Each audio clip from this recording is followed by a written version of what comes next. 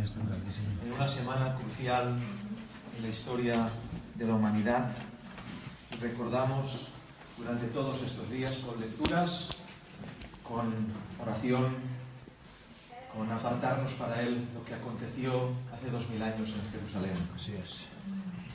Tristemente, la Iglesia evangélica ha propuesto en sus liturgias olvidarse de esta semana por causa de cómo ha tratado la Iglesia católica, que el Señor lo reprenda,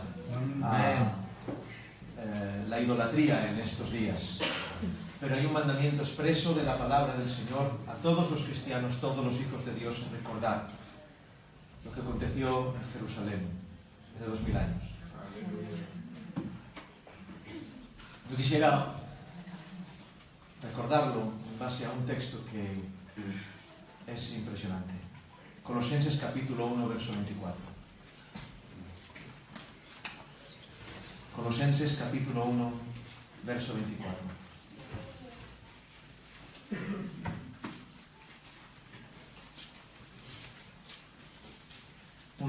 de Colosenses. Dice así la palabra del Señor. Bendito sea. Y ahora me gozo en lo que padezco por vosotros y cumplo en mi carne lo que falta de las aflicciones de Cristo por su cuerpo, que es la Iglesia.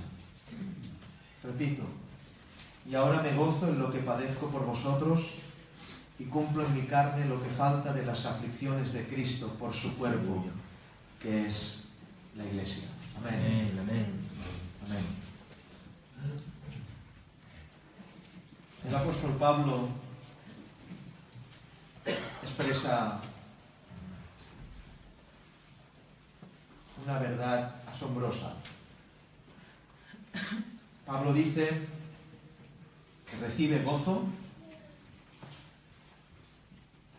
se goza, ese gozo le es manifiesto, no en las victorias, no en la prosperidad, no en la teología, sino el gozo es manifestado en Pablo en lo que padece por los hermanos, en lo que padece por la Iglesia.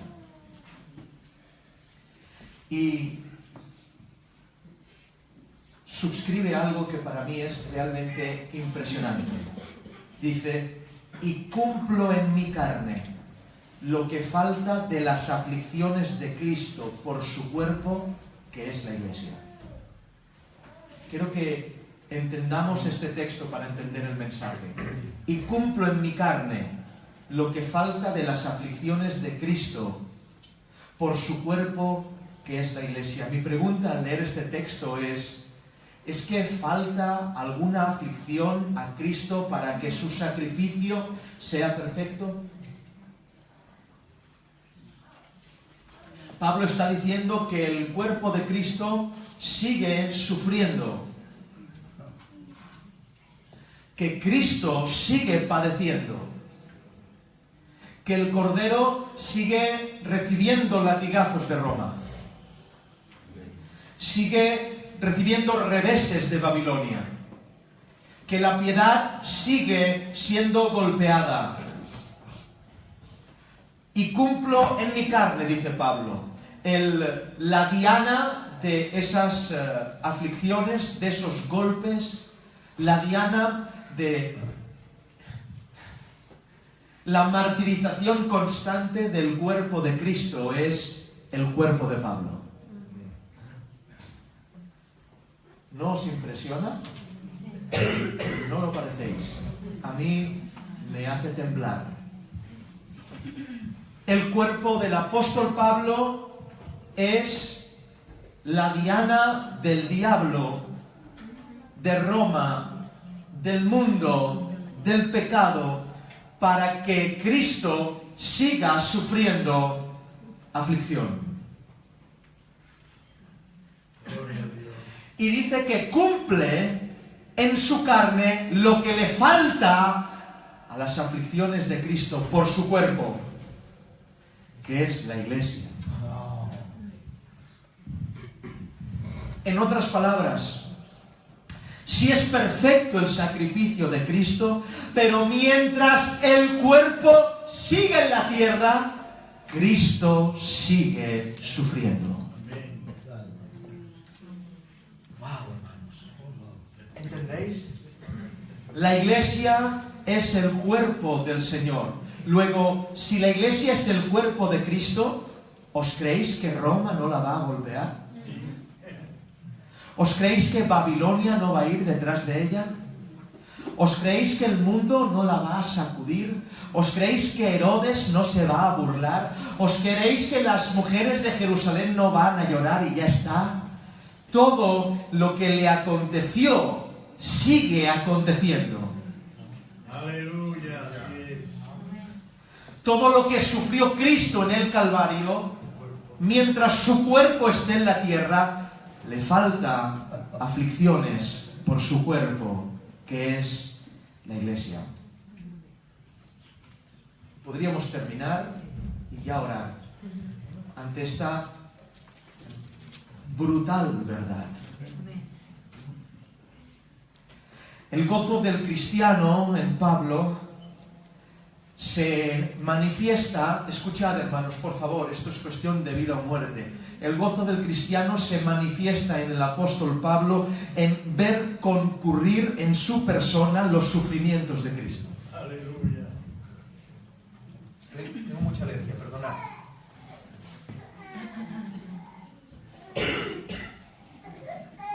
No ven. Voy a repetirlo. El gozo del cristiano, el gozo del apóstol es ver concurrir en su persona los sufrimientos de Jesús. Amén, así es. Aleluya. Los sufrimientos de Jesús no son los lutos, lo siento. Ni la escasez. Es que estoy sufriendo, tomo la cruz. Eso no es tomar la cruz. Los sufrimientos son otros. Es por eso que al final de la carta del apóstol Pablo a los Gálatas, tiene que decir el apóstol algo similar, semejante, y se coge de la mano al texto. Dice Pablo, de aquí en adelante, nadie me cause molestias, porque llevo en mi cuerpo las marcas del Señor. Y un peso, hermanos, en estos textos. Es decir, no me podéis molestar porque tengo teología, porque conozco las doctrinas de la gracia, porque sé predicar. No, hermanos, nada de eso, absolutamente. De aquí en adelante nadie me cause molestia, porque llevo en mi cuerpo las marcas del Señor. Las traigo, las marcas del Señor Jesús. Traigo significa en griego, es un verbo que se llama bastado. Y bastado significa alzado, levantado, cargado. Es decir, estas marcas me elevan.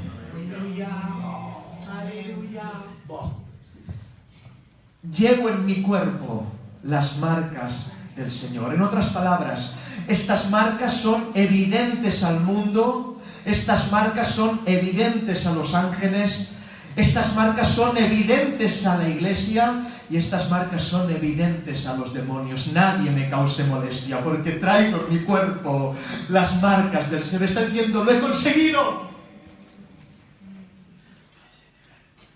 En otras palabras, lo que dice Pablo es que la paz del Señor reposa en mí porque tengo evidencias de que Él está en mí. ¿Cuáles son las evidencias? ¿De que lo sientes? ¿Cuáles son las evidencias de que usted está en una iglesia? ¿Cuáles son las evidencias de que usted sabe Biblia? ¡No! Las marcas son las evidencias que provocan mi shalom. Cuando dice marca, el griego es estigma, y significa estigma, cicatriz por causa de un servicio. Aleluya. Está diciendo Pablo, he servido y de ese servicio tengo cicatrices. Muy bien. Estigma significa marca tatuada o hecha mediante un hierro candente imposible de quitar. Es un tatuaje que no se borra. Es una marca hecha con un hierro candente. ¿Saben? Esto para nosotros es significativo y ya nos hace bien. Pero lo que está diciendo Pablo, hermanos míos, y más a los Gálatas, es brutal. El contexto se pone la piel de gallina. ¿Por qué? Porque ¿os acordáis cuál es el mensaje de Pablo a los Gálatas? De la gracia os desligasteis los que por la ley os justificáis. De Cristo os desligasteis, perdón. De la gracia habéis caído. ¿Por qué? Ojalá se mutilen los que os perturban. ¿Qué significa? Mutilar el miembro viril masculino. ¿Por qué? Porque los Gálatas volvían a la circuncisión. ¿Saben por qué? Porque la circuncisión era una evidencia de pertenencia a un pueblo. Era la marca. Pero termina Pablo diciendo, perdonad hermanos, no quiero señalar, mi evidencia no está en eso. La marca no es esa. Mi marca es los estigmas de Cristo. El tatuaje por su servicio. Está diciendo, no me sirve de nada mi circuncisión. Soy siervo de Cristo. La marca en el cuerpo que produce shalom al cristiano es tener en nuestro cuerpo, en nuestra iglesia y en cada uno de nosotros individualmente los sufrimientos de Cristo imputados. Qué contradicción para las iglesias de la prosperidad que predican una vida feliz en la tierra. La evidencia de la felicidad de un cristiano es el sufrimiento. ¿Y cuáles son estas marcas? Podríamos hablar de rechazo al mundo. Otra oportunidad. Yo hubiera dicho amén. Rechazo al mundo. Abnegación. Contienda permanente contra la religión. Advertencias sobre el infierno. Alegría frente a la muerte. Y lloro frente a la vida. Marcas de Cristo en nosotros. Sí, alegría frente a la muerte y lloro frente a la vida. Al cristiano no le da miedo la muerte, lo que le da miedo es vivir. Otra oportunidad. Al cristiano no le da miedo la muerte. La muerte es la liberación del yo. Al cristiano le da miedo vivir en esta tierra. Solo podemos descansar como iglesia, escuchadme hermanos, y solo podemos descansar como individuos cristianos y decir que nadie nos cause molestias cuando estas marcas estén en nosotros. No cuando tengamos teología, no cuando formemos parte de una iglesia ni de una iglesia bíblica. Si no es bíblica ya alucina. Pero si es una iglesia bíblica, yo soy de una iglesia bíblica donde predican la verdad, donde la gente busca ni esto, ni formar parte del camino, no vale nada, hermano, nada, absolutamente. No cuando seamos cristianos nominales, sino cuando las marcas evidencien pertenencia. Otra oportunidad, sino cuando las marcas evidencien pertenencia. Amén. El apóstol Pablo le dijo a Timoteo, sí, Timoteo, y también debes saber que todos los que quisieran vivir piadosamente, todos, no significa unos sí y los otros no, todos los que quieren vivir piadosamente sufrirán persecución. Si usted no la sufre, no es iglesia.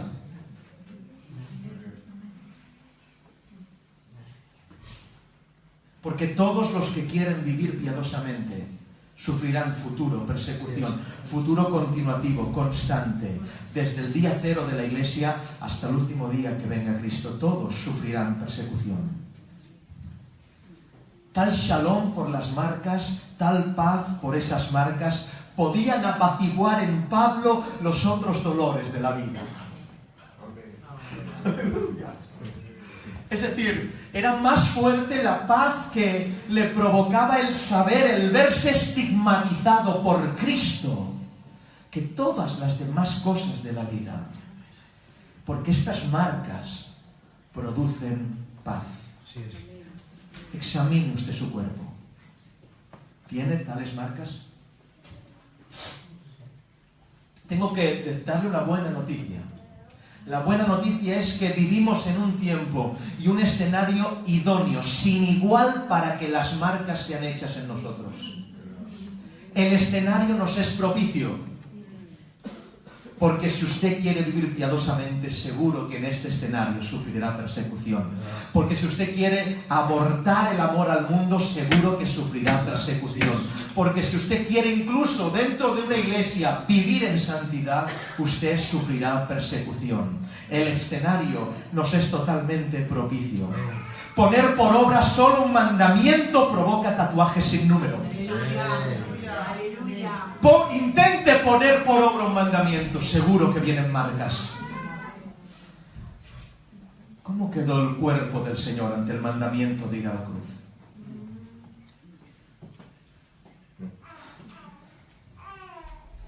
¿Cómo queda el cuerpo del Señor después de la flagelación ante aquellos hombres?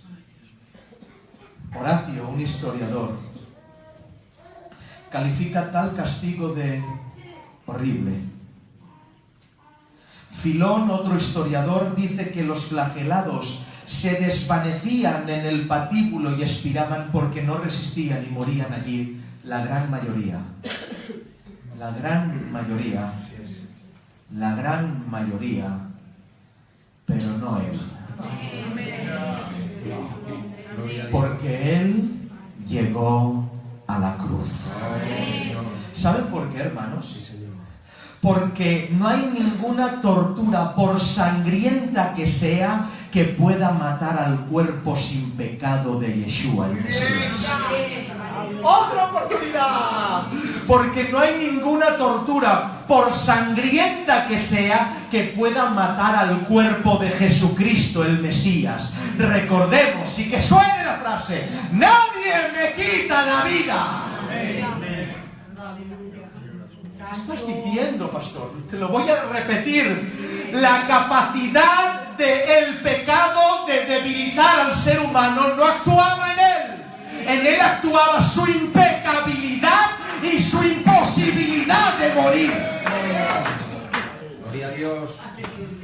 Él poseía un cuerpo sin pecado que, escucha, milagrosamente murió. No. Otra oportunidad, ¿no lo entendéis? Él poseía un cuerpo sin pecado que milagrosamente murió. El milagro es que muriera. Aleluya. Pero hoy se traslada tal verdad a su cuerpo. Repito, él poseía un cuerpo sin pecado que milagrosamente murió, y hoy el cuerpo es un montón de pecadores que milagrosamente no mueren.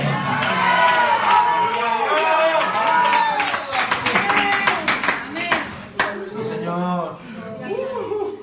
¡Aleluya! ¿Entendéis? ¿Entendéis? ¿Entienden ustedes? Él no podía morir y murió. Usted debe morir y no lo hará. El que en mí creyere no verá muerte. Escrito está: yo soy la resurrección y la vida. ¡Gloria a su nombre! Amén. Que muriera Cristo no es consecuencia de la cruz, ni de la horrible tortura que debería haber expirado su vida. Que muriera forma parte del milagro de abrazar tu pecado.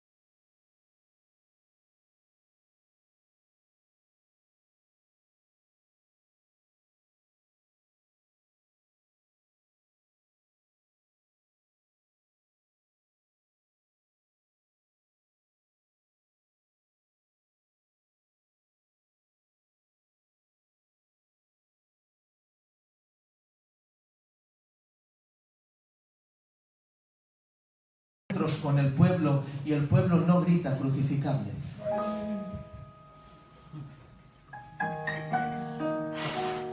Voy a repetirlo. ¿Le grita el pueblo a usted crucificarle? Cuando usted exhorta a alguien por sus pecados, es que quizás no lo haga. Pero hoy el ejemplo de iglesia es el ejemplo de la iglesia de Hillsong, por ejemplo. Que el Señor los ayude. Porque entran en el culto y esa discoteca que es discoteca, culto, misticismo, y entran ahí gente del mundo y no dicen crucificad a estos. ¿Saben por qué? Porque no es una iglesia. Así es. Porque al cuerpo siguen diciendo crucifica. Así es. ¿Me estoy explicando? El cristianismo no es un movimiento hippie, ni flower power, el cristianismo no es un movimiento cultural, es una guerra por las almas y por la cruz de Cristo. Amén. Si Él entrara en ese lugar, Cristo entrara en una iglesia de esas, donde todo está preparado para la emoción, y haría un azote de cuerdas de nuevo, le volverían a crucificar. Pero ¿saben? Escuchen, Cristo no entra en esos lugares. ¿Saben por qué? ¿Por qué no entra? Porque no es su casa. Porque Él solo se ofende cuando se contamina su casa. Y si Él no se ofende cuando este lugar se contamina, esta no es su casa. Amados, si no se enfada por la corrupción en esta casa, es que esta casa no es la suya. Y si en tu iglesia, no sé de dónde es usted, pero en su iglesia, cuando hay pecado, Cristo no se enfada, es que no es su casa, porque cuando es su casa, se enfada. ¿Por qué siguen viviendo así y no pasa nada? Sencillamente porque no es su casa.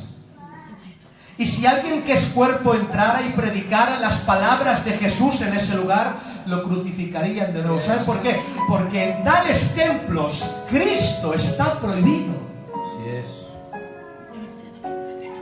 Las iglesias evangélicas han prohibido a Jesús. Escuchen lo que hablo. Las iglesias evangélicas han prohibido a Jesús. Jesús es todo el consejo de Dios. No uno sí y el otro no. No es todo lo que nos interesa, sí lo que no. Jesús es todo el consejo de Dios.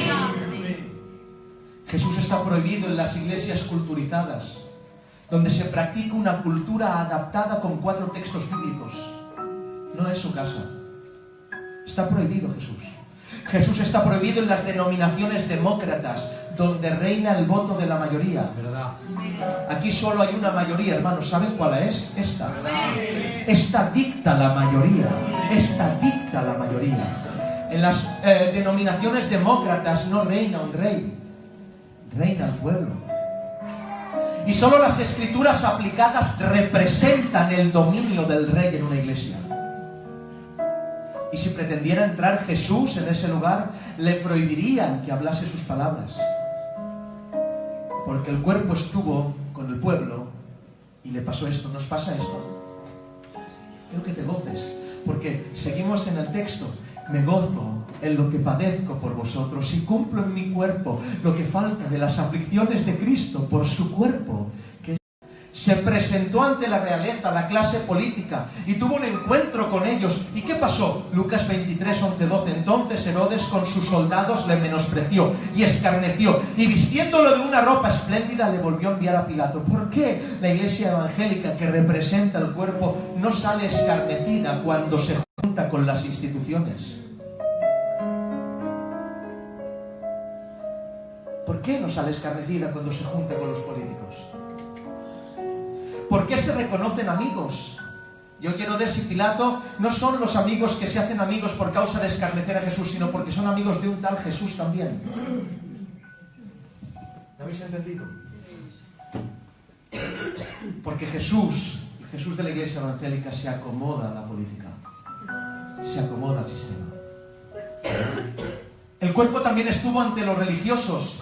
¿Y qué pasó cuando estuvo delante de los religiosos?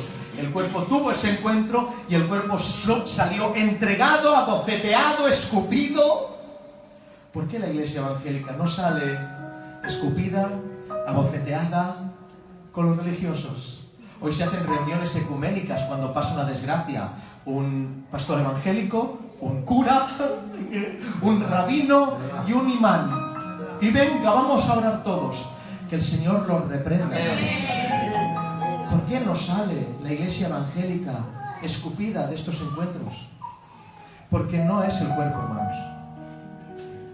Jesús ya lo dijo, y lo dijo así: serpientes, engendros de víboras, ¿cómo pensáis escapar del juicio del infierno? Por tanto, he aquí, que yo os envío profetas y sabios y escribas. De entre ellos mataréis y crucificaréis, y de entre ellos azotaréis en vuestras sinagogas, y perseguiréis de ciudad en ciudad.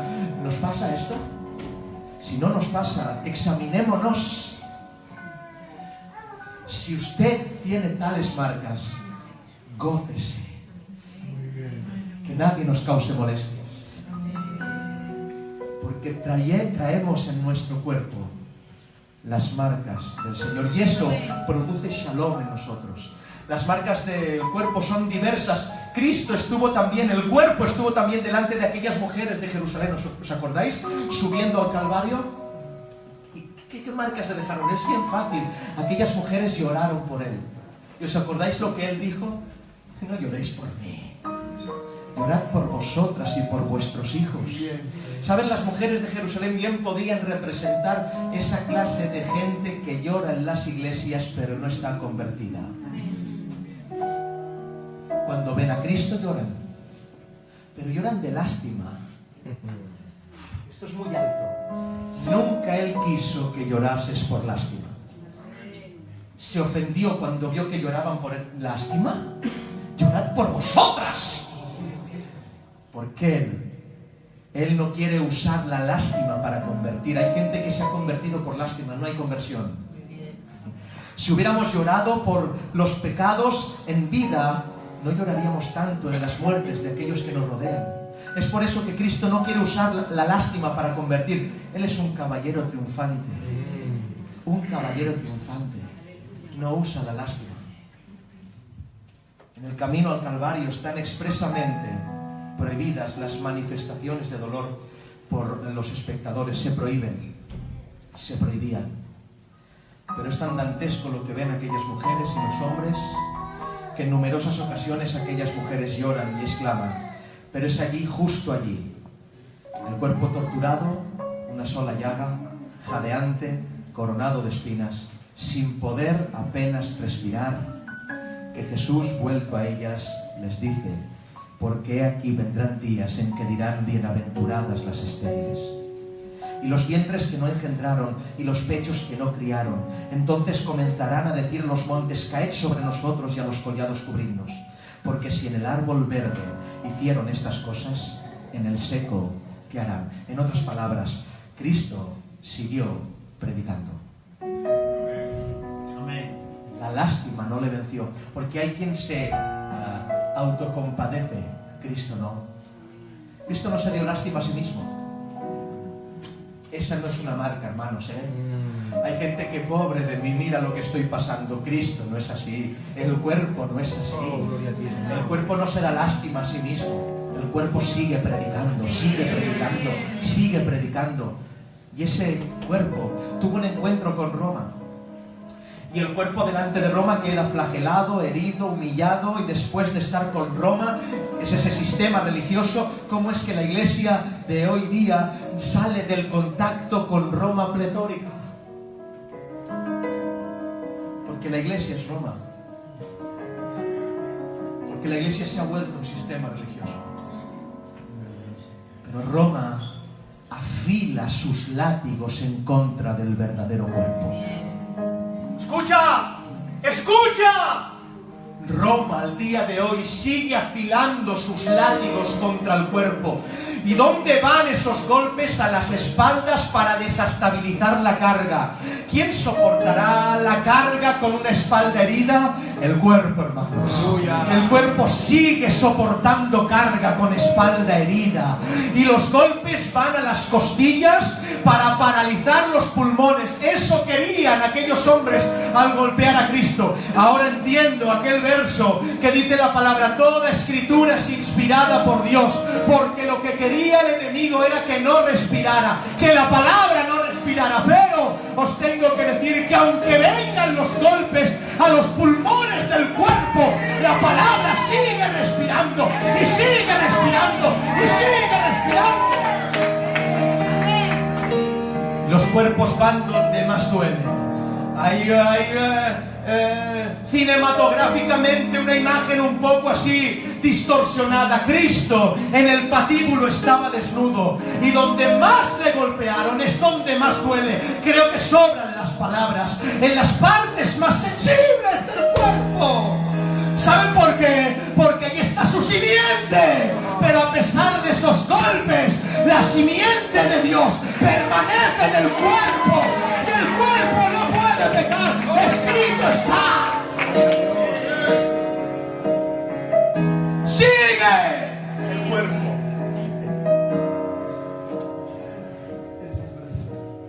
Y también tuvo un encuentro, y voy terminando. Esto es muy largo, pero yo creo que aquí está la diana del mensaje. Esto es muy grande. Se expuso en ese andar hacia la cruz delante de Satán. Y ahora me diréis, venga, va, ¿a dónde? Que no está escrito. Yo os diré que sí. ¿A dónde? Con Herodes, con Pilato probablemente, que debería estar por ahí, mirándole, observándole, viendo cada movimiento, cada palabra que decía. Luzbel, el ángel caído, aquel que fue desterrado del cielo, que quiso ser igual a él, pero no lo consiguió, nunca. Y allí estaba vigilándole de cerca, y viendo que los golpes no le hacían, hermanos míos, desistir de ir a la cruz, viendo que la conversación con Pilato no le hacía desistir a la cruz, nada hizo desistir a Cristo de que fuera a la cruz. ¿Dónde aparece Satanás luego? ¿Dónde? Hermanos, lo había leído, bueno, ¿cuántas veces lo habré leído? Hasta que me di cuenta de algo glorioso. ¿Cuándo? ¿Dónde? ¿Dónde tuvo el cuerpo un encuentro con el diablo?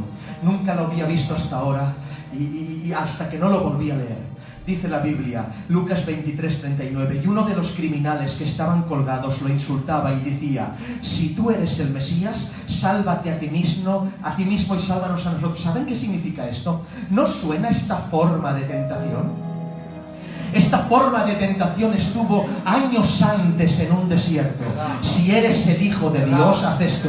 Si eres el Hijo de Dios, haz lo otro. Si eres el Hijo de Dios, la forma tentativa del diablo, que la Biblia dice en Mateo, cuando terminó Satanás de tentarle y Cristo venció, dice, se apartó de él por algún tiempo, pero vuelve el diablo a aparecer. ¿Saben?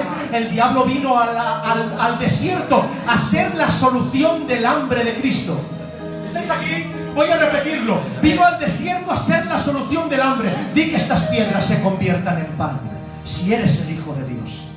Y ahora en la cruz viene a ser la solución a su dolor. Desciende. ¡Madre mía, hermanos! ¡Madre mía! Al final, cuando ya no hubieron tentaciones que probar en vida, Satanás, cuando agotó casi todos los recursos, atención a esto, el diablo se sube a la cruz con Cristo. Y subido ante él, le provoca la mayor tentación. Desciende. Desciende. Desciende. Era el último recurso del diablo. El último recurso de Satanás en este tiempo. Señor, dame capacidad para poder explicar esto, que es lo que está pasando en la iglesia hoy día. El último recurso, sabe el diablo que es el último tiempo. Y el último recurso no es Roma, el último recurso no es Poncio Pilato, el último recurso no son los religiosos, el último recurso es subir a la cruz contigo. Y cuando estés allí, decirte, desciende ahora, bájate de ese lugar. Si eres el Hijo de Dios, no te mereces esto. No has hecho tanto para estar aquí. Desciende de ese lugar. Es el último recurso. El diablo subió a la cruz y fue crucificado con Cristo. Pero hermanos, ay, no os sorprendáis en este tiempo si veis a demonios crucificados, porque muchos hay que suben con la iglesia y quedan al lado de los cristianos verdaderos, pero tienen una misión, la última tentación: descender. No sufráis esto, descender. Ya está bien de sufrir, descender. Pero Cristo no lo escuchó. Murió en la cruz.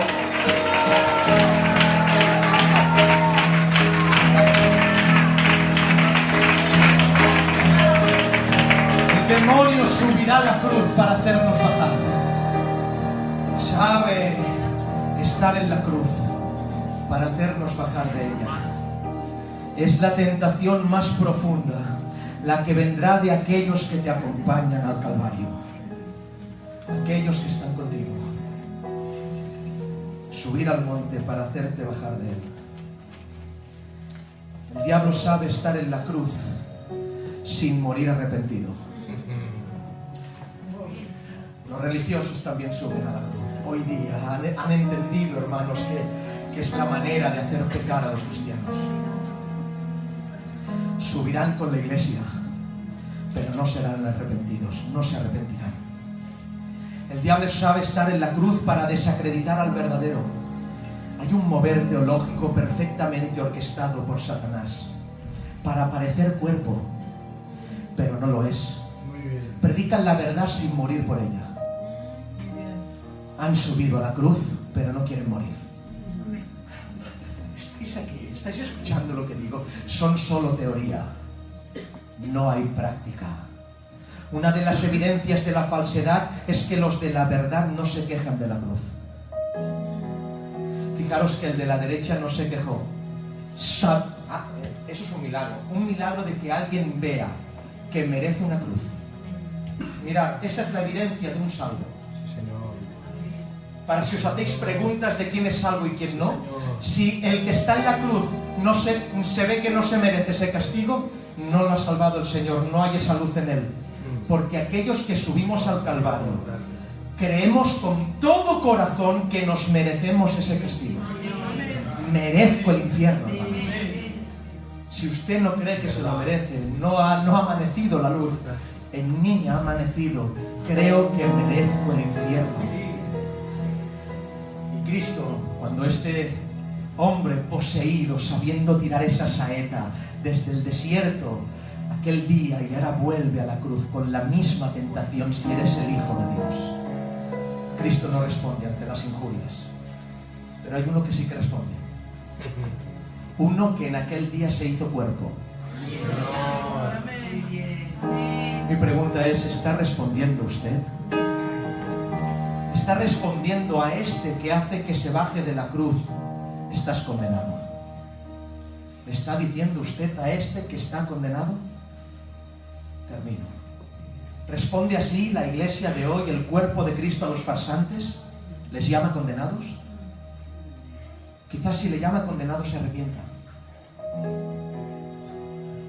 Pero como no llamamos condenados porque queremos ser amigos, queremos tener amigos, no queremos ser cristianos.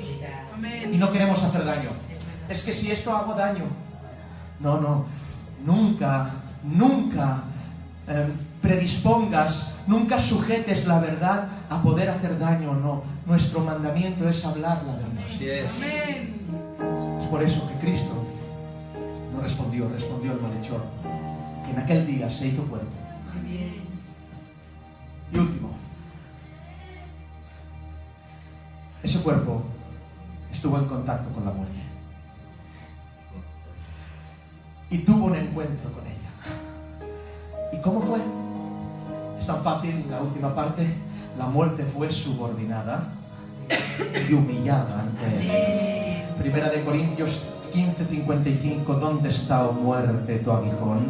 ¿Dónde está, oh sepulcro, tu victoria? Oseas 13:14. De la mano del Seol los redimiré, los libraré de la muerte. Oh muerte, yo seré tu muerte y seré tu destrucción. ¿Cómo es que el miedo a la muerte domina la iglesia hoy? Otra oportunidad. Es muy hondo lo que estoy hablando, hermanos. ¿Cómo es que el miedo a la muerte domina la iglesia hoy? ¿Qué es esto? ¿Qué clase de circo estamos viviendo? La muerte se subordina ante el cuerpo. Lo creo. Hoy se ora más por las enfermedades que por arrepentimiento. Escrito está, dijo el Señor, ¿cómo obraba el cuerpo ante estas situaciones? Escrito está, y no temáis a los que matan el cuerpo, dijo el cuerpo, mas el alma no pueden matar, temed más bien aquel que puede destruir el alma y el cuerpo en el infierno. Pero hoy tememos las enfermedades. Mi niño enfermo, que no esto. Y no estoy diciendo que no se tenga dolor por estas cosas. Estamos en un cuerpo de carne. Pero el miedo a la muerte, imposible. Si pudiéramos terminar este sermón diciendo que los 4 evangelistas que hemos intentado leer estos días expresan la tortura, os tengo que decir que si leéis otra vez en casa, veréis que guardan un elocuente silencio en cuanto a lo que ocurrió en el patíbulo. Callan, porque Él no quiso que se pusieran sentimientos aquí para dar lástima. Él quiso que se escribiera un relato perfecto, periodístico, casi científico.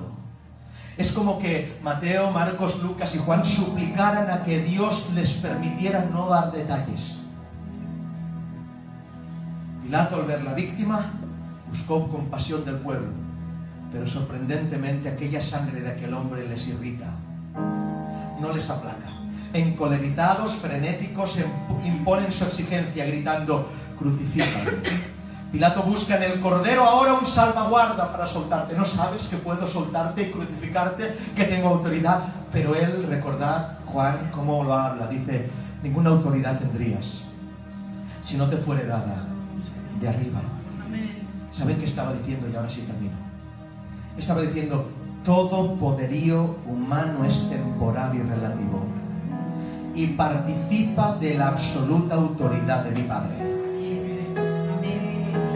Este es el final. Aquí lo siento. Repito, todo poderío humano es temporal y relativo y participa de la absoluta autoridad de Dios. Uno de los clamores del primer siglo en el mundo era que Roma era todopoderosa, porque todo lo lograba. Podía con Germania, podía con Hispania, pudo con Israel, puede con los bárbaros, pero no pudo con un carpintero, hermano. No pudo con él. Tengo autoridad, ninguna autoridad tendrías. El Señor estaba diciendo: Roma no es todopoderosa. Mi Padre sí lo es. La tribulación trabaja a nuestro favor. La tribulación trabaja para nosotros. ¿Es usted cuerpo? ¿Es usted cuerpo? Revise sus marcas. Revise sus marcas. Revise sus estigmas. Por lo cual ahora me gozo en lo que padezco por vosotros. Y cumplo en mi carne lo que falta al sacrificio de Cristo por su cuerpo, que es la Iglesia. Oramos al Señor.